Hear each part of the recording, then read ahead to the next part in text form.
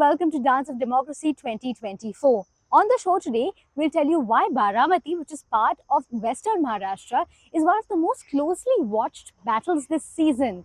And interestingly, Adra, we're standing here in Bavdhan, which is part of Pune city, but it's also a part of the Baramati Lok Sabha constituency. So Baramati is interesting because both the candidates are women and they belong to one of the most influential families in Maharashtra. Supriya Sule, who is the daughter of NCP founder Sharad Pawar, she is a three-time MP from Baramati and she is facing Sunetra Pawar, who is the wife of Deputy Chief Minister Ajit Pawar, who is also Supriya Sule's cousin. And this entire political contest will not only define the destiny of Baramati, but also how Maharashtra politics becomes in the future. Well, that's right, Ardra. But you've been tracking the key players in this constituency and the kind of battle that's shaping up. But tell us why Baramati is so important for the Pawars. So Baramati is to the Pawar family what Raebareli is to the Gandhi family. That is putting it very simplistically. The Pawar family has ruled Baramati for decades now, and the 83-year-old Sharad Pawar is its unquestioned boss. And many people have tried to breach this stronghold, but victory has always favored Sharad Pawar or his chosen heirs. This time, it is not an external adversary, but an insider who has tried to breach this stronghold. Ajit Pawar is Sharad Pawar's protege and nephew and the Deputy Chief Minister of Maharashtra, who has fielded his wife Sunetra Pawar against Sharad Pawar's daughter Supriya Sule.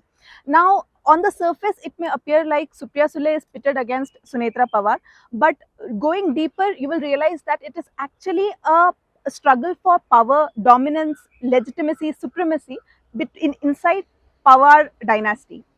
Right, Hajar, tell us a little bit about what the constituency is made up of and the kind of key challenges that the constituency really faces. So, Baramati is a very unique or diverse constituency. It has both extremely urbanized sections like in Hinjavadi IT Park, and it also has Purandar, which is one of the most parched areas in the state. So, just like how diverse the constituency is, its problems are also extremely diverse. Now, if you consider the entire constituency, severe water crisis is an issue across the constituency. And considering its parts, Bhor has long been demanding an MIDC because most of its youngsters go to Pune.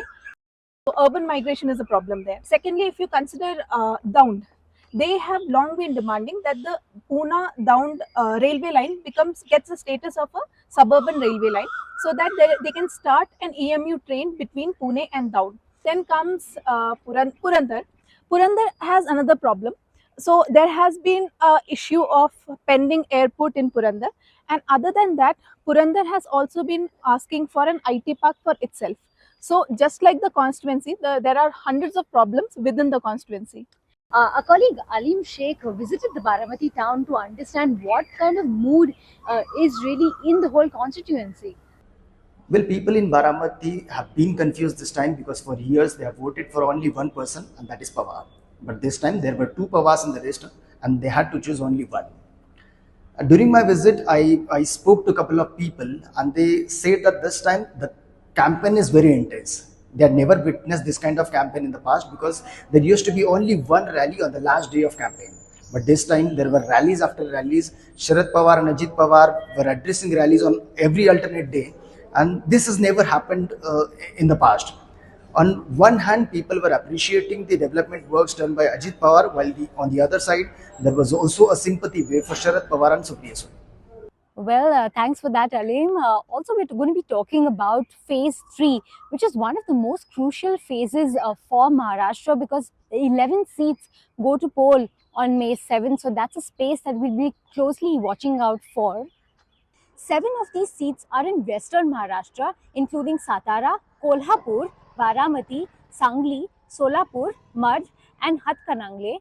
2 seats in Marathwada, which include Latur and Osmanabad, and 2 in Konkan, including Raigad and Ratnagiri Sindhudurg, will go to vote.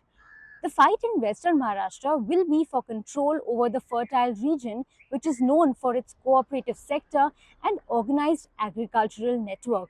Apart from this intense Pawar versus Pawar battle in Baramati, all eyes will also be on the battle in Kolhapur and Satara, where two members of the former royal families are contesting, while Sangli, a Congress stronghold, is set to witness a three-way fight. The battle in Solapur is also another high-profile one, where former Union Home Minister Sushil Kumar Shinde's daughter Praniti Shinde from the Congress will challenge BJP's Ram Satpute. In Marathwada, devastating drought has pushed regions like Latur and Osmanabad to the edge this year. The Osmanabad Lok Sabha seat has traditionally been a battleground for two politically dominated families, including Padma Singh Patil and Pawan Raje Nimbalkar. Now the second generation of both the families are facing each other. Of the 48 Lok Sabha seats, the tussle between the ruling allies has been the fiercest over Ratnagiri Sindhudurg, with both the BJP, the Narayan Rane clan, and the Chief Minister Eknath Shinde's Shiv Sena taking claim over the constituency.